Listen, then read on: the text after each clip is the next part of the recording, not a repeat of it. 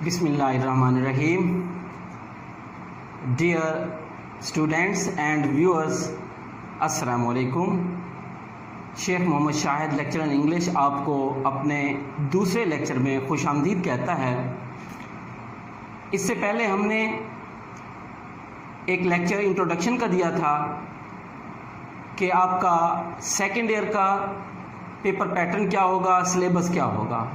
अब हम दूसरे लेक्चर में आपका पहला लेसन इंग्लिश का द डाइंग सन स्टार्ट करने वाले हैं, जिसमें ये कोशिश की गई है कि इंतहाई मुख्तसर और जामे अंदाज में तमाम पॉइंट्स को फोकस किया जाए ताकि आसानी से इस पूरे चैप्टर को समझा जा सके। तो आइए हम स्टार्ट करते हैं। जो पॉइंट्स मैंने इधर लिखे हैं, द डाइंग सन का राइटर है सर जेम्स जीन्स, जिसका पूरा नाम है सर जेम्स हॉपवुड जीन्स, जो कि सन 1877 में पैदा हुआ और 1946 में उसकी डेथ हुई। ये एक इंग्लिश फिजिस्ट भी था, एस्ट्रोनॉमर एंड मैथमेटिशियन भी था।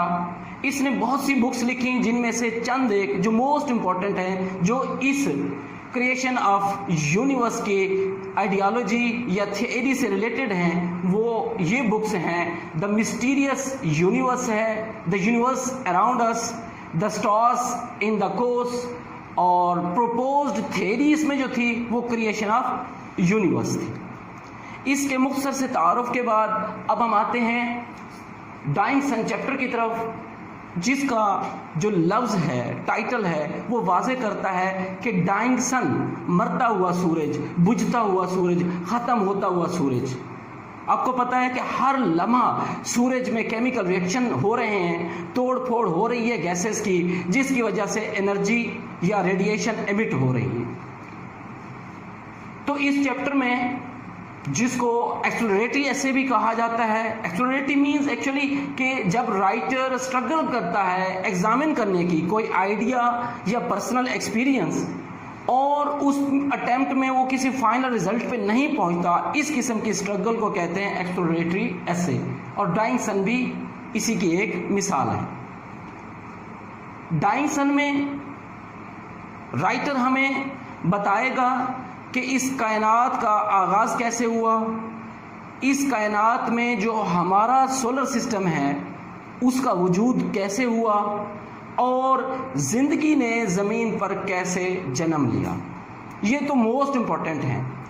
इसके साथ साथ इसमें वो बताता है कि कायनात कितनी वसी है, इसमें स्टार्स की तादाद जो है अनलिमिटेड है, और ज़िंदगी जो है शॉर्ट बेल्ट्स पे मुश्तमिल है, तंग पट्टियाँ हैं जिन पे मॉडरेट टेम्परेचर और दूसरे फिज़िकल कंडीशंस जो मुनासिब ज़िंदगी के लिए मुनासिब होते हैं वो पाए जाते हैं।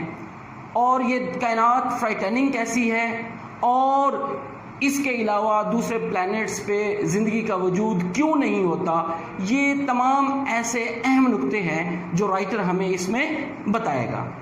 चलिए स्टार्ट करते हैं पहले पॉइंट से कि पहले जब स्टार्ट होता है लेसन, तो उसमें राइटर हमें एक कंपैरिजन देता है स्टार्स का और अर्थ का।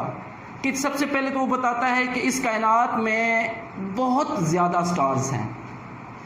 देखें, ये स्टार्स जो हैं, जो सूरज हमें नज़र आ रहा होता है, इसी तरह के और करोड़ों स्टार्स मौजूद हैं। और ये जो हमारा सोलर सिस्टम है, इसके साथ और भी सितारों का झुरमट है, जिसका नाम है मिल्की वे। एक कहकशां है, एक मिल्की वे है, हमारा सोलर सिस्टम भी उसका एक हिस्सा है। और